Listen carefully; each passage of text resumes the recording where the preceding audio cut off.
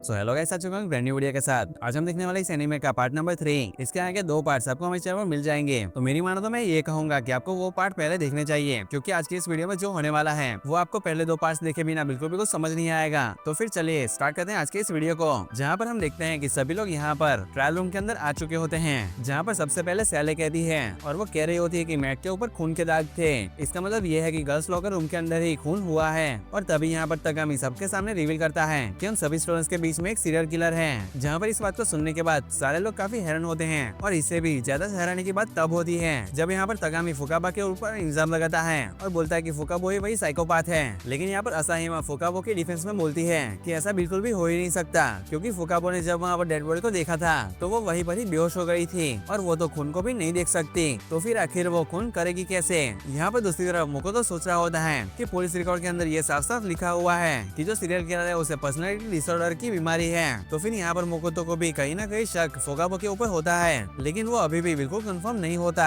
क्योंकि यहाँ पर मुकोतो के पास इस बात को प्रूफ करने के लिए कोई भी प्रूफ नहीं होता। लेकिन यहाँ पर तगामी लगातार उसके ऊपर इल्जाम लगा रहा होता है कि फुकाबा ही वही साइकोपाथ है। लेकिन यहाँ पर फुकाबा ये सारी चीजों को बिल्कुल भी सह नहीं पाती और वो वहीं पर ही बेहोश हो जाती है। और फिर बाद में जब वो जगती है तो हम यहाँ पर उसकी दूसरी पर्सनैलिटी को भी देखते हैं, और यहाँ पर फुकाबो को ऐसा देखने के बाद हर कोई काफी डर जाता है, क्योंकि वो लोग सिर्फ फुकाबा की सिर्फ एक ही पर्सनैलिटी से मिले हुए होते हैं, जो कि शांत रहती है और थोड़ी सी डरी हुई रहती है। लेकिन ये वाली पर्सनैलिटी इतनी ज्यादा डरावनी थी कि सभी स्टूडेंट्स यहाँ पर उससे डर रहे थे। लेकिन यहाँ पर वो पर्सनैलिटी कह रही होती कि ये खून मैंने नहीं किया। लेकिन ये सुनने के बाद भी कोई भी स्टूडेंट उसकी बात पर बिलीव क्यों करेगा आखिर, क्योंकि वो एक साइकोपैथ है। लेकिन यहाँ पर मुकोतो सभी से कहता है कि फुकाबो वो नहीं हो सकती जिसने की खून किया है, क्योंकि फुकाबो जब भी खून करती है तो वो ज्यादातर लड़कियां होते हैं जिनका की खून करती है वो। और इसके अलावा फुकाबा हमेशा सीजर का इस्तेमाल करती है, और इसके अलावा फुकाबा किसी की जान लेने के बाद उसकी बॉडी को अगर टांगना भी हो तो वो हमेशा सीजर का ही इस्तेमाल करती है, और वो कभी भी किसी वायर का इस्तेमाल करती ही नहीं है। और यहाँ पर फुकाबा भी अपने डिफेंस में कहने लगती है कि मैं सिर्फ उन्हीं लड़कों का खून किया करती थी जो कि मुझे अट्रैक्टिव लगते थे। और यहाँ पर ऐसी चीजों को देखने पर मुकातो को ऐसा लग रहा होता है कि यहाँ पर किसी ने तो फुकाबो को फंसाने की कोशिश की है, और ऐसा बिल्कुल और कोई नहीं बल्कि तगामी कर रहा है, क्योंकि स्कूल में आने से पहले ही तगामी को सारी बातें फुकाबो के बारे में पता होती है, और उसने मुझे खुद भी बताया है कि उसके पास सारे पुलिस के डॉक्यूमेंट्स हैं। फिर यहाँ पर इतना सुनने के बाद सभी लोग तगामी के ऊपर शक करने लगते हैं। तभी यहाँ पर सभी को मुकोतो एक और बात बताता है कि लॉकर रूम में से कुछ ऐसे सामान है जो कि एक्सचेंज कर लिए गए हैं दोनों ही लॉकर रूम के अंदर, ताकि किसी को भी कोई सबूत न मिले। और इसका सबसे बड़ा एग्जांपल है वो पोस्टर जो कि दोनों ही लॉकर रूम में एक्सचेंज कर दिए गए हैं। और उसके अलावा साकुरा ने मुझे ये बात को भी बताया था कि उसका प्रोटीन से एक मैट के ऊपर गिर गया था, जिसकी वजह से मैट के ऊपर दाग रह गया था। लेकिन जब हम यहाँ पर इन्वेस्टिगेट करने के लिए गए थे तो उस मैट के ऊपर कोई भी दाग नहीं था। तो इसका मतलब ये है कि फुजिसाकी की मौत बॉयज लॉकर रूम में हुई थी, ना कि गर्ल्स लॉकर रूम में। लेकिन जानबूझकर उसकी बॉडी को गर्ल्स लॉकर रूम में डाल दिया गया है ताकि केवल शक लड़कियों पर जाए। लेकिन सभी लोग इतना सुनने के बाद ये सवाल उठाते हैं कि फुजिसाकी तो एक लड़की है, तो फिर वो आखिर बॉयज लॉकर रूम में जा कैसे सकती है। और अब इसके सवाल में किरागिरी बताती है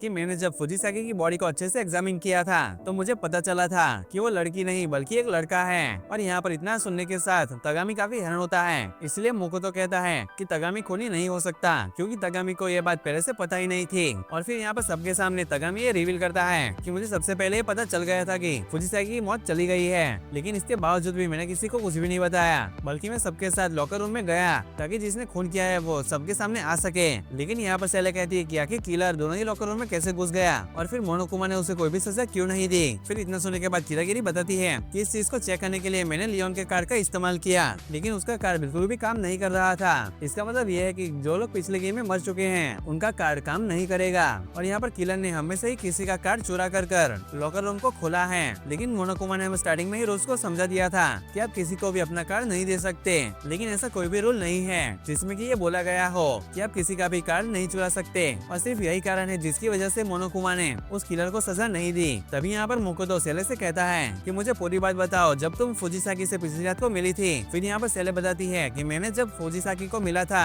तब वो अपने हाथ में एक बैग को लेकर कहीं पर तो जा रही थी, और मैंने देखा कि उस बैग के अंदर एक स्पोर्ट्स जैकेट था, और मुझे ऐसा लगता है कि वहाँ पर जितने भी स्पोर्ट्स जैकेट थे उनमें से एक जैकेट को उसने उठाया और फिर किसी को जैकेट देने के लिए जा रही थी। जिसके बाद इशिमारू कहता है कि किलर ने भी उसी की तरह उस जैकेट को पहना होगा। जिसके बाद ओवाड़ा कहता है कि किलर के पास जरूर एक ब्लू कलर का जैकेट होगा जैसा कि फुजिसाकी के पास था, जबकि मेरे पास तो ब्लैक जैकेट है। तभी यहाँ पर मोकोतो और किरागिरी समझ जाते हैं कि आखिर किलर कौन है। फिर यहाँ पर मोकोतो ओवाड़ा से काफी सारे सवाल करने लगता है, और फिर वो पूछने लगता है कि आखिर तुम्हें कलर कैसे पता, क्योंकि जैकेट के कलर के बारे में सेलेना ने तो कुछ भी नहीं बताया। फिर यहाँ पर किरागिरी रिवील करती है कि हमने झूठ बोला था कि फुजिसाकी यहाँ पर किसी के लिए जैकेट लेकर जा रही थी। हमने ऐसा इसीलिए किया था ताकि यहाँ पर किलर कोई तो गलती कर दे, और हाँ ये अब काम कर गया। फिर यहाँ पर मुकुतो पूरी कहानी को रिवील करता है, और फिर वो रिवील करता है कि फुजिसाकी ने सबसे पहले अपने ट्रेनिंग बैग को लिया और उसके अंदर एक स्पोर्ट्स जैकेट डाल लिया, जिसके बाद वो चली गई बॉयज लॉकर रूम में ट्रेनिंग करने के लिए, क्योंकि वो भी एक लड़का है। लेकिन बॉयज लॉकर रूम के अंदर ऑलरेडी किलर बैठा हुआ था, और जैसे ही फुजिसाकी का ध्यान थोड़ी देर के लिए हट जाता है, तब यहाँ पर किलर उसके ऊपर डंबल से हमला कर देता है और उसकी जान ले लेता है। और ऐसा दिखाने के लिए कि खून बॉयज लॉकर रूम में नहीं बल्कि गर्ल्स लॉकर रूम में हुआ है, उसने सारा सामान जिनके ऊपर खून लगा हुआ था वो गर्ल्स लॉकर रूम के अंदर डाल दिया। और गर्ल्स लॉकर रूम के अंदर जाने के लिए उसने जरूर सबसे पहले किसी तो लड़की का कार्ड चुरा लिया होगा। लेकिन यहाँ पर इशिमारू कहता है कि जरूर कुछ ना कुछ गलती होगी, मुझे ऐसा नहीं लगता कि अवाड़ा ऐसा कोई काम करेगा। लेकिन यहाँ पर ये कहने के बाद भी अवाड़ा उसके सामने शांति से खड़ा होता है, जिसका मतलब ये होता है कि उसने खून किया है। जिसके बाद यहाँ पर वोटिंग स्टार्ट होती है और सभी लोग यहाँ पर अवाड़ा के खिलाफ वोट करते हैं, और यहाँ पर सभी लोग ऐसा मानना था कि अवाड़ा ही ट्रेटर है। लेकिन यहाँ पर इशिमारू को यह मानने में नहीं आ रहा होता है कि उसका ये दोस्त कोई ट्रेटर है, इसलिए वो अपने खिलाफ ही वोट करता है। जिसके बाद वो अवाड़ा से कहता है कि आखिर तुमने ऐसा क्यों किया। जिसके बाद अवाड़ा कहता है कि मुझे डर था कि मेरा सीक्रेट सभी के सामने आ जाएगा, और उसी समय यहाँ पर फुजिसाकी मेरे सामने आ गई थी और वो बोलने लगी थी कि मुझे ट्रेनिंग करनी है, क्योंकि मुझे लड़की वाली बॉडी नहीं चाहिए और मुझे स्ट्रॉन्ग लड़के वाली बॉडी चाहिए, सिर्फ तुम्हारी तरह। फिर यहाँ पर एग्जीक्यूशन से पहले मोनोकुमा यहाँ पर अवाड़ा का सीक्रेट सबके सामने रिवील करता है, और वो बताता है कि अवाड़ा ने यहाँ पर अपने छोटे भाई की जान ले ली थी। जिसके बाद अवाड़ा यहाँ पर अपनी सारी कहानी बताता है, और वो बोलता है कि मैंने जापान का सबसे बड़ा मोटरसाइकिल ग्रुप तैयार किया था, लेकिन एक समय ऐसा आया कि जब मुझे रिटायरमेंट लेनी पड़ी और मेरी जगह मेरे छोटे भाई ने ले ली, और क्योंकि अब वो नया लीडर बन चुका था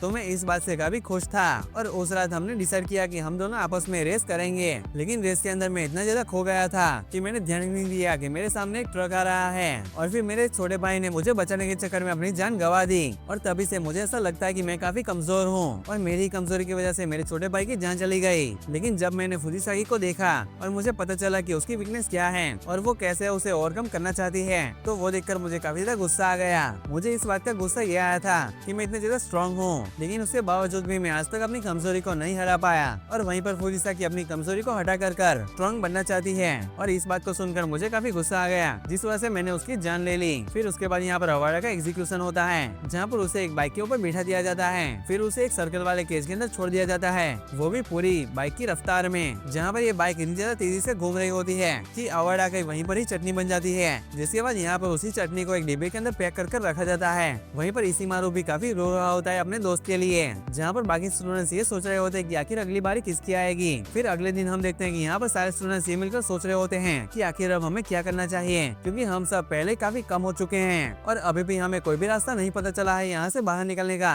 तभी यहाँ पर स्क्रीन के ऊपर मोनोकुमा वापस से आ जाता है और सभी लोगों को हॉल में आने के लिए कहता है। फिर जब सभी स्टूडेंट्स वहाँ पर इकट्ठा हो जाते हैं, तब वो लोग देखते हैं यहाँ पर मोनोकुमा पैसे से बड़े हुए पहाड़ के ऊपर बैठा हुआ होता है। जिसके बाद मोनोकुमा यहाँ पर सभी लोगों को बताता है कि ये सारे ही पैसे मैं उसे दूंगा जो कि यहाँ से ग्रेजुएट होकर निकलेगा, और ग्रेजुएशन के लिए आपको सिर्फ इतना करना है कि आपको किसी की जान लेनी है। लेकिन इस बात का आपको ध्यान रखना है कि आप कभी भी पकड़े न जाए, और अगर आपको कोई भी नहीं पकड़ पाता लास्ट तक तो आप यहाँ से बाहर निकल सकते हैं। लेकिन यहाँ पर मैं तुम सभी लोगों को एक सेकंड चॉइस देता हूँ, अगर तुम लोग चाहते हो कि तुम किसी का खून न करो तो अपनी पूरी जिंदगी तुम्हें यहीं पर ही बितानी होगी और बाहर की दुनिया को तुम्हें भूल जाना होगा।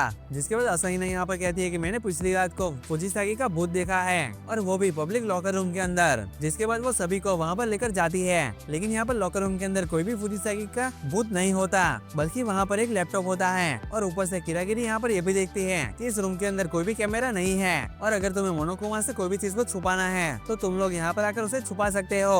और फिर इसके बाद यहाँ पर जब लैपटॉप को ऑन किया जाता है तो तब हम स्क्रीन के ऊपर फुजिसाकी का फोटो देखते हैं, जहाँ पर फुजिसाकी का नाम होता है अल्टर ईगो, जहाँ पर हमें पता चलता है कि फुजिसाकी एक काफी अच्छी प्रोग्रामर थी और उसने इस लैपटॉप को ठीक कर दिया था, और मरने से पहले उसने अपना खुद का ही एक एआई बनाकर इसके अंदर डाल दिया था। और उस एआई का काम ये था कि इस लैपटॉप के हार्ड ड्राइव के अंदर जितने भी फाइल्स थे उसके बारे में सारी चीजों को पता लगाए, ताकि यहाँ पर इन सभी लोगों को कोई रास्ता मिल जाए यहाँ से बाहर निकलने का। और फिर अल्टर ईगो यहाँ पर बताती है कि उसे यहाँ पर एक फाइल मिली है जिसके अंदर एक फोटो है, और इस फोटो के अंदर हम यहाँ पर इन 3 स्टूडेंट्स को देखते हैं जो कि ऑलरेडी यहाँ पर मर चुके हैं। जहाँ पर ये चीज को देखने के बाद सभी लोग काफी हैरान होते हैं, क्योंकि ये तीनों एक दूसरे को जानते भी नहीं थे और इस स्कूल में आने से पहले ये तीनों आपस में कभी भी नहीं मिले हैं। तो फिर इन लोगों ने फोटो आखिर कैसे खिंचवाई। और फिर यहाँ पर ये चीज को देखने के बाद काफी सारे स्टूडेंट्स का ये मानना था कि हो सकता है कि ये तीनों जिंदा हो, लेकिन यहाँ पर कीरागिरी कहती है कि ऐसा हो ही नहीं सकता क्योंकि मैंने खुद चेक किया था उनकी बॉडी को और वो सभी लोग मर चुके हैं। फिर अगले दिन हम यहाँ पर देखते हैं कि यहाँ पर कीरागिरी यमाडा से पूछ रही होती है कि आखिर तुमने अल्टर ईगो का इस्तेमाल क्यों किया, और इसके जवाब में यमाडा यहाँ पर बताता है कि ऐसा पहली बार हुआ है कि मैंने किसी के साथ इतना लंबा बात की है और इसी वजह से मैंने रात भर अल्टर ईगो के साथ बात करी। और तभी वहाँ पर इशिमारू भी आता है और वो सभी लोगों से कहने लगता है कि मैं यहाँ पर अल्टर ईगो का इस्तेमाल करूंगा ताकि मैं यहाँ पर अपने दोस्त अवाडा का एक अवतार बना सकूं। और हमें यहाँ पर पता चलता है कि फुजिसाकी ने मरने से पहले हर एक स्टूडेंट का कैरेक्टर, उसकी पर्सनैलिटी और उसके लुक्स को एआई के अंदर डाल दिया था और यही एक रीजन था जिसकी वजह से अल्टर ईगो किसी भी स्टूडेंट का अवतार बना सकता था। लेकिन यहाँ पर तभी कीरागिरी एक नया रूल लेकर के आती है। वो बोलती है कि अब से कोई भी स्टूडेंट पब्लिक लॉकर रूम के अंदर अकेला नहीं आएगा, जिसके बाद हर एक स्टूडेंट अपने रूम में वापस चला जाता है। जहाँ पर हम मोकोतो को देखते हैं जो कि यहाँ पर आराम कर रहा होता है, लेकिन अचानक से वहाँ पर हगाकरी आ जाता है और वो कहने लगता है कि मेरे साथ पब्लिक लॉकर रूम में अंदर चलो, हम दोनों साथ में नहाएंगे। और इसके अलावा वो यहाँ पर मोकोतो एक नोट दिखाता है जिसके के अंदर लिखा होता है कि मुझे तुमसे बात करनी है। और ऐसा इसने जानबूझकर के किया होता है क्योंकि उसे पता है कि रूम के अंदर अगर वो लोग बात करेंगे तो हो सकता है कि कैमरा उसकी बात को सुन ले।